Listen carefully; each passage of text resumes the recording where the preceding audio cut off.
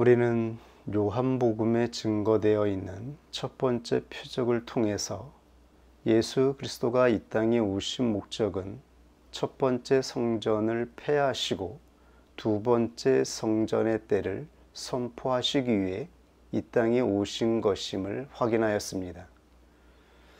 요한복음은 다른 복음서와 달리 조금 특별한 형식을 가지고 있는데요. 그것은 예수 그리스도가 행하신 말씀을 증거하면서 이 내용을 대화의 형식으로 주님께서 나누셨던 대화들을 증거하고 있다라고 하는 것입니다.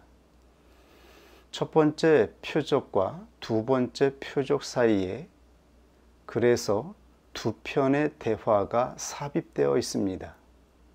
이것은 바로 니고데모와의 대화, 그리고 사마리아 여인과의 대화입니다. 니고데모는 누구인가요? 니고데모는 그 당시 최상위층에 있는 지성적 인격을 대표하고 있습니다. 그는 바리새인이었고 산헤드린의 의원이었습니다. 산헤드린 의원이라고 하는 것은 유대교 회당을 다스리는 지도급 인사를 말하는 것입니다. 이것은 그 당시 유대교 최고위층을 의미합니다. 주님은 니고데모와 대화하셨습니다. 그리고 바로 사마리아 여인과의 대화가 기록되어 있습니다. 사마리아 여인은 그 당시 최하위층, 가장 비천한 계급의 인격을 대표합니다. 요한복음서에는 니고데모와의 대화를 통하여 과연 새 성전의 예배자는 누구인가? 이 주제를 가지고 예수님과의 대화를 증거하고 있습니다. 그리고 사마리아 여인과의 대화를 통해서는 그렇다면 새 성전에서 예배 드리는 자는 어떻게 예배를 드려야 하는가에 대해서 증거되어 있습니다.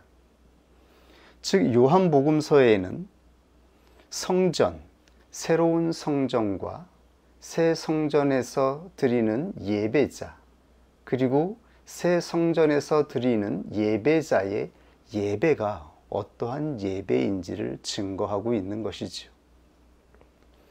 우리는 여기서 조금 특별한 복음 증거의 방식을 접하게 됩니다. 그것은 요한복음서에는 복음이 대화의 형식으로 증거되어 있다라고 하는 것입니다. 그러므로 요한복음서는 기적을 소개하는 데 목적이 있는 것이 아니라 이 기적을 통하여 하나님께서 나타내시고자 하는 뜻이 무엇인지에 대하여 목적하고 있습니다. 그리고 이 하나님의 뜻은 대화의 방식으로 증거되어 있습니다. 이것은 첫째로 하나님은 대화하는 인격이심을 증거합니다. 이방 세계에서 생각하는 신의 개념, 즉 신은 이 우주 만물의 에너지, 이성적인 원칙 또는 어떤 힘이 아니라 우리가 믿는 하나님은 살아계신 하나님이시며 인격이시다. 주님은 인격으로서 하나님의 형상을 나타내셨습니다. 우리가 신앙하는 하나님은 인격이십니다. 그리고 그 인격을 나타내는 대표적인 형식이 바로 대화입니다. 대화의 목적은 요한복음서에 따르면 깨닫게 하기 위한 것입니다. 깨닫는 것. 대화를 통하여 내가 깨달은 것을 상대방에게 깨닫게 하기 위해서 대화하는 것입니다. 이 대화를 통하여 우리들은 진리를 알게 되어지고 예수 그리스도를 영접하게 된다라고 하는 것. 그리고 이것이 바로 요한복음서에서 소개하고 있는 성령의 특별한 속성이라고 하는 것. 이것을 유념하면서 오늘 증거되는 말씀을 들을 수 있기를 원합니다. 오늘 말씀의 주제는 바로 누가 새 성전의 예배자인가? 주님은 니고데모와의 대화를 통하여 이 놀라운 사실을 증거하고 있습니다. 요한복음 3장 1절 이하의 증거입니다. 바리새인 중에 니고데모라 하는 사람이 있으니 유대인의 관원이라. 그가 예수께 와서 가로되 라삐여, 우리가 당신은 하나님께로서 오신 선생인 줄 아나이다. 하나님이 함께 하시지 아니하시면 당신이 행하시는 이 표적을 아무라도 할 수 없음이니이다. 니고데모는 예수 그리스도에 대하여 호의적인 태도를 가지고 있습니다. 예수 그리스도에게 정중함을 나타냅니다. 그리고 그리스도가 전하는 복음이 무엇인지에 대하여 알고 싶어 합니다. 그렇다면 이 니고데모의 정체는 무엇으로 정의할 수 있을까요? 니고데모는 우리가 생각하는 가장 훌륭한 인격을 나타내기도 합니다. 사람들이 흔히 존경하고 그리고 훌륭하게 생각하는 본으로 삼고 있는 이 시대의 인격을 의미하기도 하는 것입니다. 그는 정중하고 부드러우며 호감 있는 태도로 예수 그리스도에게로 찾아와서 예수 그리스도에 대하여, 진리에 대하여 궁금함을 가지고 묻고 있는 것입니다. 그러나 니고데모는 하나님의 나라를 볼 수 없습니다. 그는 흔히 이 시대, 현 시대의 자유주의자, 합리주의자를 대표로 한다라고 하는 것을 여러분들 알 수 있겠습니까? 이 시대의 합리주의자들, 자유주의 정신을 가지고 하나님을 말하는 지성인들이 있습니다. 이들은 하나님을 믿습니다. 하나님이 이 세상을 창조하였다라고 하는 것을 믿고 있습니다. 그러나 그들은 예수 그리스도를 단순히 하나의 교사요, 하나님이 이 땅에 택하신 훌륭한 모범적인 인격으로 여길 뿐입니다. 때로는 선지자요, 예언자로 생각합니다. 그러나 주님을 살아계신 하나님의 아들이시며 그리스도이심을 받아들이지 않습니다. 그가 바로 니고데모인 것입니다. 니고데모는 이 세상에서 가장 훌륭한 인격을 가지고 있으며 사람들 보기에 본을 나타낼 수 있는 훌륭한 성품과 행위를 나타낼 수는 있으나 그러나 그는 하나님 나라에 들어갈 수 없습니다. 왜냐하면 거듭나지 않았기 때문입니다. 그러므로 요한복음서에서는 니고데모가 밤에 찾아왔다라고 명시되어 있습니다. 요한복음서에서 증거되는 숫자 그리고 밤, 이러한 모든 어휘들은 다 영적인 의미를 가지고 있습니다. 니고데모는 영적으로 아직 깨어나지 않은 무지한 상태를 의미하고 있습니다. 거듭나지 않은 상태입니다. 그러므로 예수님은 니고데모의 영혼의 상태를 즉각적으로 간파하시고 이렇게 말씀하시죠. 예수께서 대답하여 가라사대 진실로 진실로 내게 이르노니 사람이 거듭나지 아니하면 하나님 나라를 볼 수 없느니라. 니고데모가 가지고 있는 지성적인 인격, 그리고 그가 가지고 있는 율법적인 지식, 그가 가지고 있는 구약의 지식으로는 하나님 나라에 들어갈 수 없습니다. 누구든지 하나님 나라에 들어가기 위해서는 거듭나야 합니다. 거듭나는 자만이 하나님 나라에 들어갈 수 있습니다. 왜냐하면 거듭나야 하나님 나라를 볼 수 있기 때문입니다. 우리에게 약속하여 주신 하나님 나라는 하나님 나라를 보는 자들이 들어가는 것입니다. 하나님 나라에 들어가서 하나님 나라를 알게 되는 것이 아니라 하나님 나라가 무엇인지를 아는 자들이 그 길을 통하여 하나님 나라에 들어가게 되는 것입니다. 이것이 바로 주님이 증거하신 복음의 내용인 것입니다.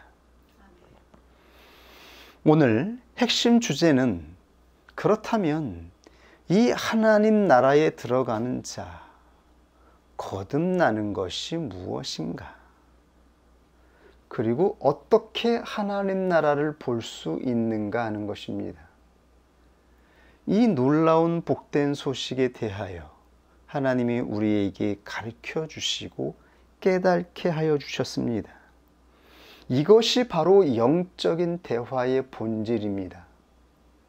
우리는 무엇이 대화라고 생각하고 있나요?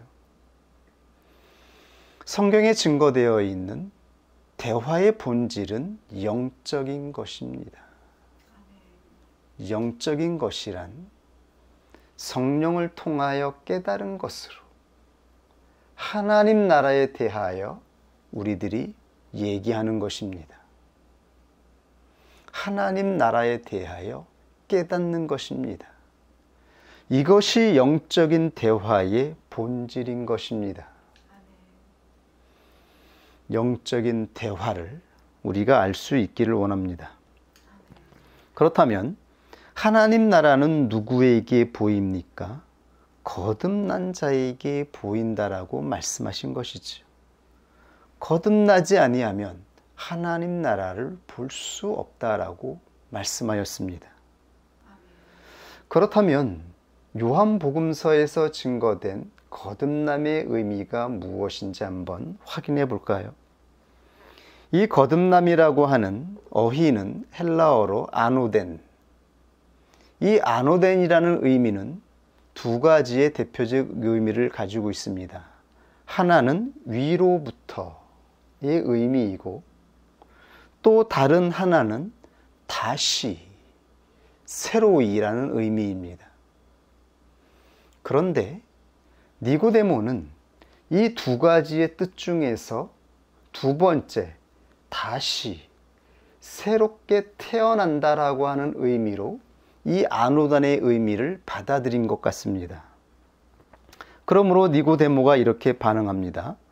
니고데모가 가로되 사람이 늙으면 어떻게 날 수 있습니까? 두 번째 모태에 들어갔다가 날 수 있습니까? 니고데모는 주님이 말씀하신 거듭남에 대하여 다시 태어나는 것으로 받아들인 것입니다. 그러나 요한복음서에서 증거된 거듭남은 다시 태어나는 것을 의미하고 있는 것이 아닙니다. 이것을 여러분 주의 깊게 이 시간 확인할 수 있기를 원합니다. 요한복음서에서 증거된 거듭남은 위로부터의 의미입니다.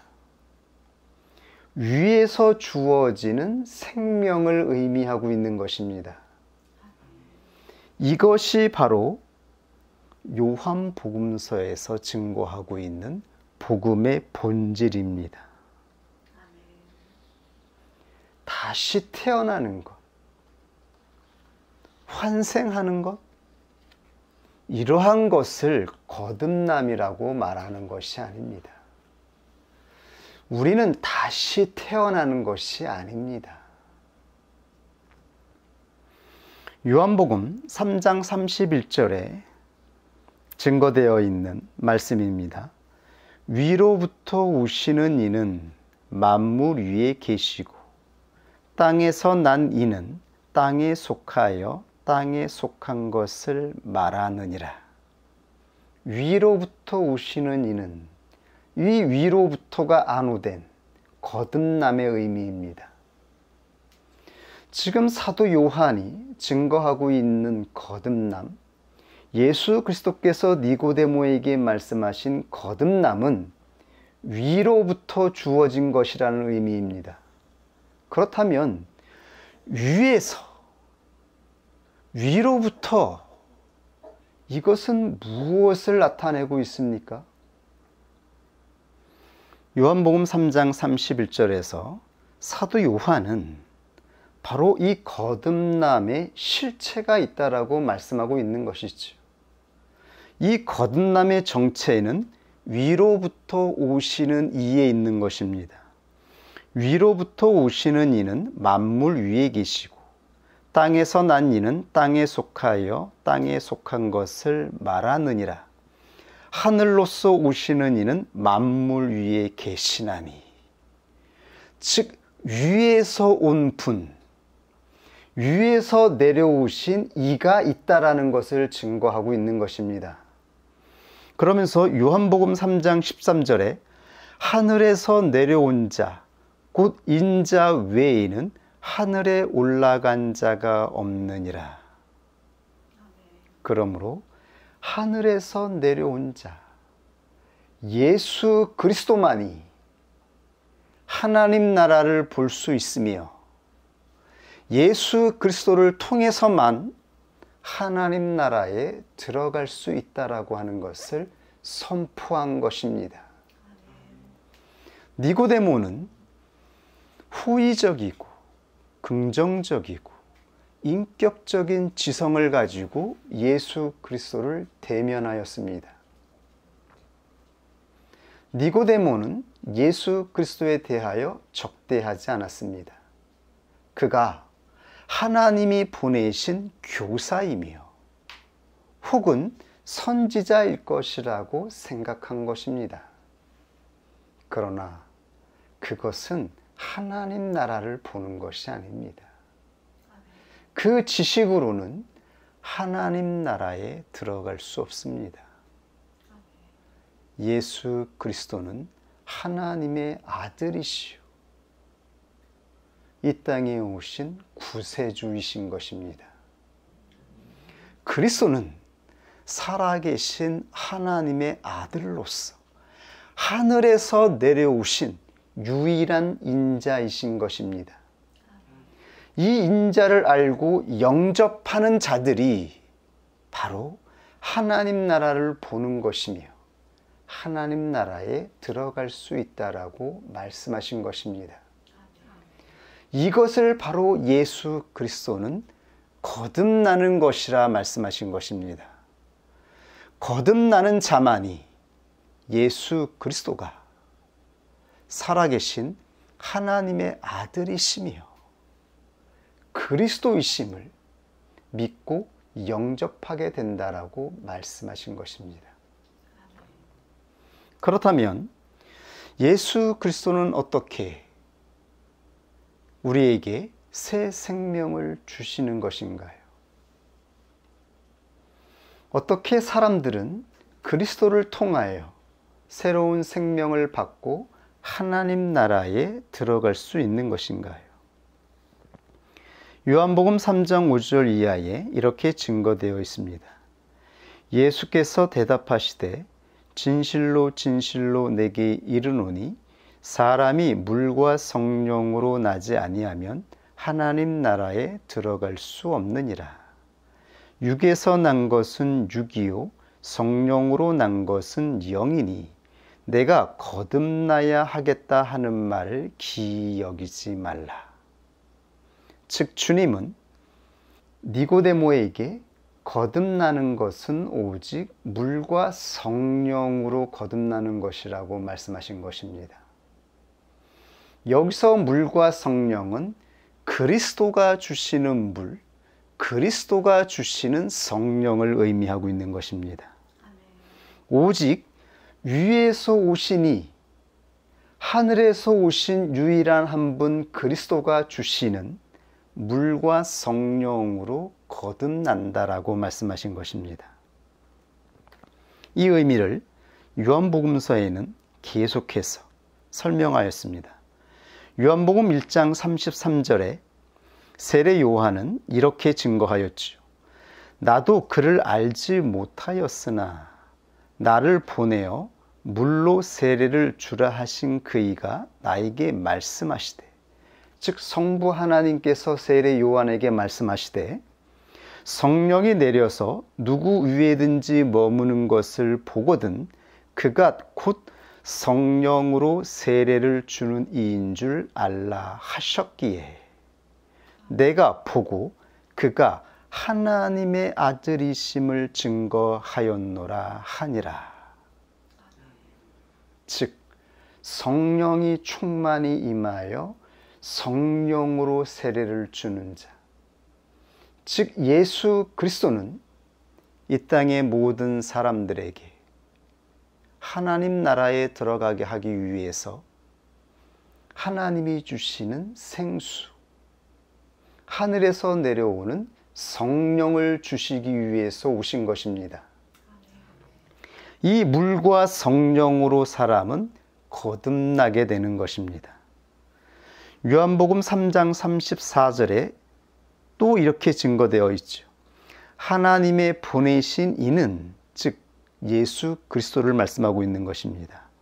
하나님의 말씀을 하나니 이는 하나님의 성령을 한량없이 주심이니라. 즉 예수 그리스도, 하늘에서 내려오신 주님만이 사람에게 영원히 목마르지 아니하는 물을 공급하시며 또한 성령을 부어주십니다. 성령은 예수 그리스도를 통해서 주어지는 것입니다. 이렇게 물과 성령으로 사람은 거듭나게 되는 것입니다. 그런데 로마 카톨릭은 이 물이 세례식에 행해지는 물로 의미하였죠. 그러나 이 물은 언제나 요한복음서에서 복음을 의미합니다. 예수 그리스도가 증거하신 복음, 이 복음의 말씀이 바로 생명의 물인 것입니다. 그리스도가 증거하신 복음, 사도들을 통해서 증거된 복음으로 말미암아 씨가 뿌려지는 것입니다. 우리의 영혼을 살리고 우리의 마음을 살아나게 하는, 우리의 마음을 움직이게 하는 생명의 씨가 뿌려지는 것입니다. 복음이 무엇입니까? 복음이 무엇인지에 대하여 성경을 통해서 한번 확인해 볼까요? 요한복음 6장 48절 이하의 증거입니다. 내가 곧 생명의 떡이라. 너희 조상들은 광야에서 만나를 먹었어도 죽었거니와 나는 하늘에서 내려온 산떡이니 사람이 이 떡을 먹으면 영생하리라. 나의 줄 떡은 곧 세상의 생명을 위한 내 살이로다 하시니라. 즉 그리스도는 자기 자신이 곧 하늘에서 내려온 산떡이라고 말씀하셨습니다. 그러므로 내 살과 내 피를 먹는 자가 영생을 얻을 것이라고 말씀하신 것입니다. 이 놀라운 말씀을 하신 것입니다. 요한복음 6장 53절 이하에 이 신비로운 말씀을 하셨지요. 예수께서 이르시되 내가 진실로 진실로 너희에게 이르노니 인자의 살을 먹지 아니하고 인자의 피를 마시지 아니하면 너희 속에 생명이 없느니라. 내 살을 먹고 내 피를 마시는 자는 영생을 가졌고 마지막 날에 내가 그를 다시 살리리니 내 살을 먹고 내 피를 마시는 자는 내 안에 거하고 나도 그 안에 거하나니. 즉 그리스도가 생명 자신이며 떡 자체라고 말씀하신 거예요. 그리스도가 생수 자체라고 말씀하신 것입니다. 그러므로 내 살과 내 피를 먹는 자는 생명을 먹는 것이며 그가 예수 그리스도 안에 거하게 될 것이라고 말씀하였습니다. 이 의미를 제대로 이해하고 있는 사람이 얼마나 될까요? 우리는 이 살과 피를 어떻게 이해하고 있습니까? 우리는 그동안 교리 공부를 통하여 이 놀라운 진리에 대하여 확인해 보았죠. 로마 교회는 이것이 바로 예수 그리스도와 본체로 연합하는 것이라고 말을 하는 것이죠.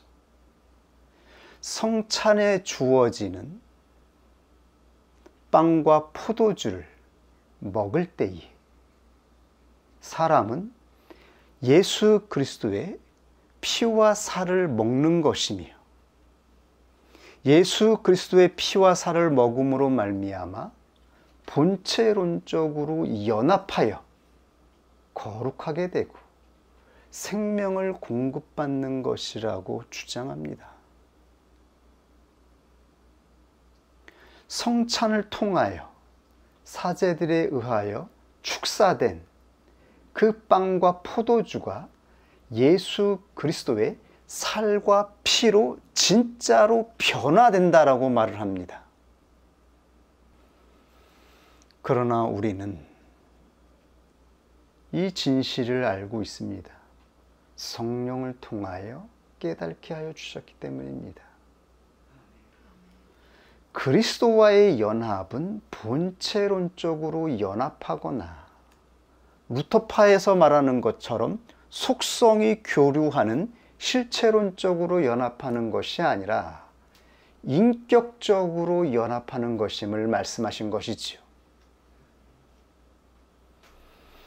처음에 여러분들에게 서론에 무엇을 선언하였습니까? 하나님은 인격이시다. 그러므로 사도 요한은 요한복음서를 통하여 예수 그리스도가 대화를 통하여 복음을 증거하였다라고 하는 이 놀라운 사실을 증거하고 있습니다. 대화는 깨닫게 하는 데 목적이 있습니다. 성령의 특별한 역할은 바로 깨닫게 하는 것입니다. 인격은 깨달음으로 말미암아 연합하기 때문입니다. 그런데 성경에서 말하는 이 깨달음은 그래서 우리가 구원 얻는 믿음이라고 말하는 교회에서 증거하는 구원 얻는 믿음은 지식적인 깨달음을 의미하는 것이 아니라고 말씀을 드렸죠. 구원 얻는 믿음이라고 하는 것은 우리의 지성으로 이해하고 동의가 되어서 신뢰로 영접하는 것입니다. 신뢰로 영접할 때에 바로 우리는 그것을 구원 얻는 믿음이라고 확정하는 것입니다. 신뢰로 받아들이는 것. 나에게 들리는 진리의 말씀을 주님이 하신 말씀이 이해가 되어서 신뢰로 영접하게 되었을 때에 그것을 우리는 구원 얻는 믿음이라고 말하는 것입니다. 이것이 바로 인격적인 믿음이며 우리가 예수 그리스도와 연합하는 것은 인격적으로 연합하는 것입니다. 왜냐하면 우리는 각각의 영혼, 각각의 인격으로 창조되었기 때문입니다. 그러므로 우리의 인성, 우리의 마음, 우리의 영혼은 그대로이나 우리 안에 새로운 빛이 주어져서 우리는 새로운 이해를 가지게 되고 새로운 믿음으로 진리를 영접하게 되어서 새로운 경향으로 나아가게 될 때에 새로운 인격이 세워지는 것입니다. 이 인격적인 방법으로 우리는 새 사람으로 지어지는 것입니다. 이것이 기독교에서 말하는 예수 그리스도와의 연합인 것입니다.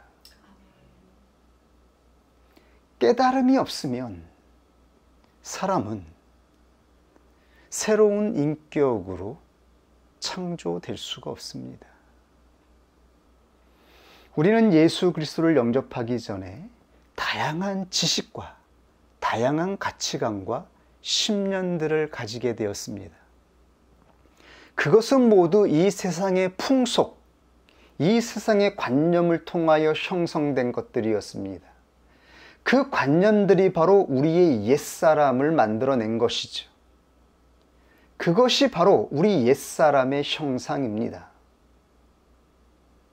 그런데 주님은 이 땅에 오셔서 물과 성령으로 사람을 거듭나게 하시고 새로운 지성과 이해로 그리고 신뢰로 예수 그리스도를 영접하게 하여 주셔서 하늘의 놀라운 진리를 깨닫게 하셔서 우리가 전혀 알지 못하던 진리의 깨달음으로 나아가게 하시는 것입니다. 우리가 지금 나누고 있는 영적인 대화는 무엇입니까? 우리는 믿을 수 없는 존재들이었습니다.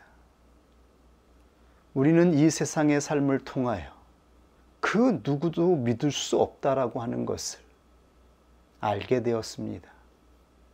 사람은 도무지 신뢰할 만한 신뢰의 존재가 아니라고 하는 것을 알게 되었습니다.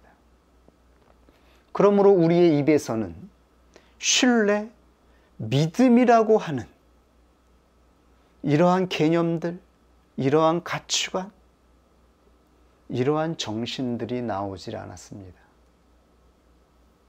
그러나 예수 그리스도의 영으로 부름을 받아 거듭나게 되었을 때에 비로소 우리 안에 영원히 변하지 않는 신뢰라고 하는 이 놀라운 믿음이 우리 안에 선물로 주어진 것이 아닙니까? 이 믿음으로 우리는 이 세상의 정신과 풍습과 관념으로 만들어진 우리의 옛사람의 가치관과 싸우고 이 가치관에서 벗어나서 새로운 삶을 향해 나아가게 된 것이 아닙니까? 오직 우리는 믿음으로 대화하고 신뢰를 말하며 하나님 앞에서 구원 얻는 믿음으로 우리는 연합하게 되는 것입니다. 이것을 우리는 잊지 말아야 되는 것입니다. 그러므로 복음에 대하여 이렇게 말씀하셨죠. 요한복음 3장 35절 이하에 아버지께서 아들을 사랑하사 만물을 다 그 손에 주셨으니 아들을 믿는 자는 영생이 있고 아들을 순종치 아니하는 자는 영생을 보지 못하고 도리어 하나님의 진노가 그 위에 머물러 있느니라. 오직 믿음으로 예수 그리스도를 영접하여 우리는 생명을 받는 것입니다. 이것이 성경에 증거되어 있는 유일한 구원 얻는 방법인 것입니다. 하나님 나라에 들어가는 방법입니다. 모든 사람은 예수 그리스도를 진실로 영접하여 그리스도 자신, 생명의 근원이시며 생명의 주인이신 그리고 산떡이신 예수 그리스도를 영접하여서 하나님 나라를 보게 되는 것입니다. 바로 예수 그리스도가 하나님의 아들이시고 위에서 내려온 유일한 인자임을 믿고 영접하는 자, 그가 하나님 나라를 보는 것입니다. 그리스도가 바로 하나님 나라이기 때문입니다. 그리스도가 바로 하나님 나라의 실상이기 때문입니다. 그리스도가 바로 하나님이 임하는 성전이기 때문입니다. 우리는 이 성전을 영접하여 성전을 모신 자로서 새 성전의 예배자가 되는 것입니다. 그러므로 로마서 10장 9절 이하, 복음은 바로 예수 그리스도 자신이시며 그리스도를 전하는 것이 바로 복음이라고 말씀하고 있는 것이죠. 내가 만일 내 입으로 예수를 주로 시인하며 또 하나님께서 그를 죽은 자 가운데서 살리신 것을 내 마음에 믿으면 구원을 얻으리니, 이것이 사도신경의 핵심이죠. 사도들이 고백한 것들은 복음의 정수였어요. 이 복음을 고백할 때에 원수 마귀가 물러가는 것입니다. 이 복음이 바로 하나님 나라인 것입니다. 하나님의 나라는 인격으로 창조한 사람이 자기의 지성으로 이해하여서 동의하고 깨달아져서 신뢰로 영접하였을 때에, 그 영접한 것을 입으로 고백할 때에 그것이 바로 하나님 나라에 들어가는 구원 얻는 믿음이라고 말을 한 것입니다. 이것이 바로 참 믿음이었습니다. 합리주의자들, 자유주의자들도 예수 그리스도가 전한 말씀을 믿습니다. 그리스도가 전한 그 가르침들을 훌륭한 것으로 봤습니다. 놀라운 도덕적인 교훈으로 이해합니다. 그리고 그리스도가 걸어가신 그 길을 따라가야 한다라고 말합니다. 그러나 그리스도를 자기의 주인으로 영접하지 않습니다. 여전히 주인은 자기 자신인 것입니다. 의탁하지 않습니다. 오직 예수 그리스도만이 생명이시며 그리스도만이 우리의 인생과 우리의 영혼을 구원할 하나님의 아들로 이 땅에 오셨다라고 하는 것을 받아들이지 않습니다. 그리고 내가 주인이 되어서 내가 판단하고 내가 모든 것을 분별하여서 내가 원하는 대로 살아가는 것이죠. 자아가 부인되지 않습니다. 아무리 겉으로 보기에 훌륭해 보이고 도덕적인 행위를 하고 온화해 보이고 부드러운 성품을 가진 것처럼 보여도 그것이 자기의 자아를 주장하고 자신의 자아가 훌륭함을 나타내는 것이라면 그는 죄가 무엇인지, 하나님이 왜 이 땅에 예수 그리스도를 보내어 주셨는지, 하나님이 원하시는 뜻이 무엇인지를 전혀 모르는 것입니다. 복음을 영접한 것이 아닌 것입니다. 사람은 마음으로 믿어서, 즉 믿음의 대상이요 주이신 예수 그리스도를 믿음으로 말미암아 의에 이르고 입으로 시인하여 구원에 이르는 것입니다. 누구든지 주의 이름을 부르는 자는 구원을 얻으리라. 그런즉 저희가 믿지 아니하는 일을 어찌 부르리요? 듣지도 못한 일을 어찌 믿으리요? 전파하는 자가 없이 어찌 들으리요? 거듭난 자들, 그리고 주 안에서 예수 그리스도를 따라가는 모든 사람들은 복음을 전하는 것입니다. 복음을 전할 때에 그들이 깨우쳐서 이 복음을 받아들이면 그들에게 구원이 이루어지기 때문인 것입니다. 그러므로 복음은 인격적인 방식으로 전하는 것입니다. 하나의 소원, 깨닫기를 원하는 마음으로 전하는 것입니다. 여기서 깨닫는 것은 신뢰로 영접하기까지 이루어지는 깨달음을 말하는 것입니다. 보내심을 받지 아니하였다면 어찌 전파리요? 기록된 바 아름답도다. 좋은 소식을 전하는 자들의 발이여 함과 같으니라. 그러나 저희가 다 복음을 순종치 아니하였도다. 유대인들, 즉 여전히 교회를 다니고 있고 하나님의 은혜를 받았지만 자기가 주인이 되어 살아가는 자들, 그들은 예수 그리스도를 영접한 것이 아닙니다.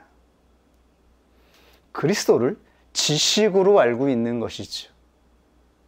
그냥 순간적으로, 포괄적으로, 그래 예수 그리스도는 하나님의 아들이시지, 누가 그걸 몰라? 우리의 구원자이시지. 이것은 구원 얻는 믿음이 아닙니다. 그것은 지식일 뿐입니다. 구원 얻는 믿음은 영접하는 것입니다. 신뢰로 영접하는 것입니다. 그리고 그리스도가 전하신 말씀, 그리스도가 걸어가신 그 길을 순종으로 따라가는 것입니다. 따라가기 위해서 애쓰고 싸우는 것입니다.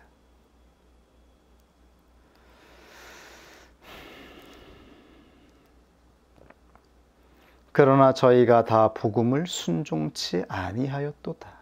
이사야가 가로되 주여 우리의 전하는 바를 누가 믿었나이까 하였으니 그러므로 믿음은 들음에서 나며 들음은 그리스도의 말씀으로 말미암았느니라. 믿음은 들음에서 나며 들음은 그리스도의 말씀으로 말미암는 것입니다. 그리스도의 말씀은 바로 복음입니다. 예수 그리스도가 위에서 내려오신 분이시며 누구든지 예수 그리스도가 하나님의 아들임을 믿고 영접하는 자들, 그리스도를 영접하는 자들은 하나님 나라에 들어간다라고 하는 이 놀라운 복된 소식을 듣고 받아들이는 자들, 이 말씀으로 말미암아 모든 사람은 거듭나는 것입니다.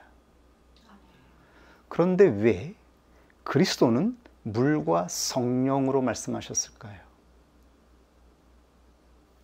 말씀이 증거되어도 인격적인 방식으로 설명하여도 성령께서 우리의 내부에서 조명하시지 아니하시면 이 복음이 깨달아지지 않기 때문입니다. 깨달아지지 아니하면 그것은 믿음이 되지 않습니다. 사람은 누구든지 자기가 깨닫게 될 때에 그것이 자기의 지성으로, 자기의 것으로, 자발적으로 기꺼이 받아들이게 되어지고 그것으로 새로운 형상이 만들어지기 때문입니다. 깨달아지지 아니하면 그것은 의문으로 남게 되어지고 그것은 우리의 영혼에 어떠한 효력을 가지지 않습니다. 그러므로 요한복음 14장 25절 이하에 내가 아직 너희와 함께 있어서 이 말을 너희에게 하였거니와, 그리스도는 대화를 통하여 제자들에게, 니고데모와 사마리아 여인에게 복음을 말씀하였습니다. 아직 계셨기 때문이죠. 그러나 보혜사 곧 아버지께서 내 이름으로 보내실 성령, 그가 너희에게 모든 것을 가르치시고 내가 너희에게 말한 것을 생각나게 하시리라. 여기서 생각나게 하신다라고 하는 것은 깨닫게 하신다라고 하는 것입니다. 이것을 개혁파 교회는 조명이라 말하는 것입니다. 누구든지 성령이 아니고서는 하나님의 뜻을 깨달을 수가 없습니다. 구약과 성경의 본질이 복음이며 이 모든 성경의 내용들이 하나님이 이 땅에 보내실 예수 그리스도를 설명하고 있다라고 하는 것이 이해가 되지 않습니다. 오직 성령으로만 하나님의 뜻이 이해가 되고 복음이 보이게 되어지는 것입니다. 이것을 위해서 주님은 성령을 우리에게 보혜사로 보내주시겠다라고 말씀하였습니다. 보혜사는 돕는 자입니다. 그리고 인도하는 자입니다. 어떻게 우리를 돕습니까? 깨달을 수 있도록 우리 안에서 깨닫게 하십니다. 그러므로 그리스도 안에 임한 성령은 귀신처럼 임해 있는 게 아닙니다. 내 인격을 장악하여서 다른 영이 나를 지배하는 것처럼 움직이는 것이 아닙니다. 내가 깨닫게 하는 것입니다. 그러므로 성령께서 깨닫게 하신 것이 내가 깨달은 것으로 이해가 되기 때문에 그 깨달은 진리의 말씀을 나의 인격으로, 나의 가치관으로, 나의 믿음으로 영접할 수 있는 것입니다. 기꺼이 나의 목숨, 이 육체의 모든 것을 버려서라도 내가 깨달은 것을 지키고 신뢰로 붙잡게 되는 것이지요. 사도 요한은 계속해서 주님이 하신 말씀을 기록하였습니다. 성령에 대해서 증거하신 말씀을 자세하게 기록해 놓았습니다. 요한복음 16장 12절 이하에 내가 아직도 너희에게 이를 것이 많으나 지금은 너희가 감당치 못하리라. 그러하나 진리의 성령이 오시면 그가 너희를 모든 진리 가운데로 인도하시리니 그가 자의로 말하지 않고 오직 듣는 것을 말하시며 장래 일을 너희에게 알리시리라. 그가 내 영광을 나타내리니 내 것을 가지고 너희에게 알리겠음이니라. 그가 내 영광을 나타내리니 그리스도가 이 땅에 오셔서 행하신 사역, 그 대속의 사건들, 십자가를 지신 그 모든 사역이 어떠한 것인지를 성령께서 나타내실 것이라 말씀하였습니다.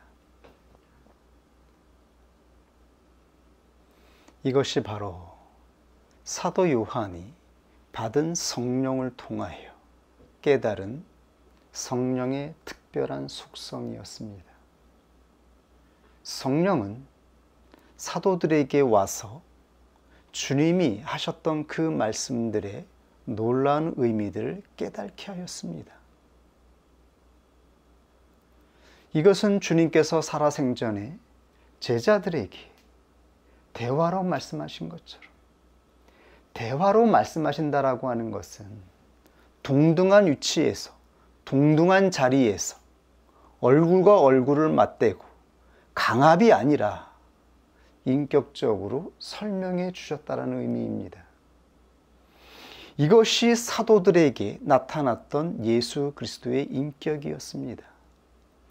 그랬던 것처럼 주님이 약속하신 성령은 주님의 말씀대로 그들에게 선물로 주어졌을 때에 주님이 하셨던 그 말씀들을 생각나게 하시고 깨닫게 하였습니다. 깨닫게 되었을 때에 사도들은 기쁨으로 예수 그리스도를 통하여 주셨던 이 모든 말씀들을 온전한 신뢰로 영접하여 이 말씀을 전하는 증거자로, 복음 증거자로 그들의 일평생을 살아가게 하셨던 것입니다. 이것이 우리에게 주신 복된 복음의 말씀입니다. 그리고 우리 안에 성령을 통하여 깨닫게 하여 주셔서 우리가 기쁨으로 영접할 뿐만 아니라 사람들에게 자랑하며 전하는 내용들인 것입니다. 우리가 자랑하며 전하는 내용이 무엇입니까? 실존은 힘들고 괴롭지만, 아니, 우리 안에는 소망이 넘치고 기쁨이 넘치나 그 옛사람을 부인하는 그 순간에는 괴롭고 힘들지요. 그러나 우리는 성령을 통하여 깨닫게 되었기 때문에 소망을 가지고 기쁨으로 자랑으로 이 십자가의 복음을 전하는 것이 아닙니까?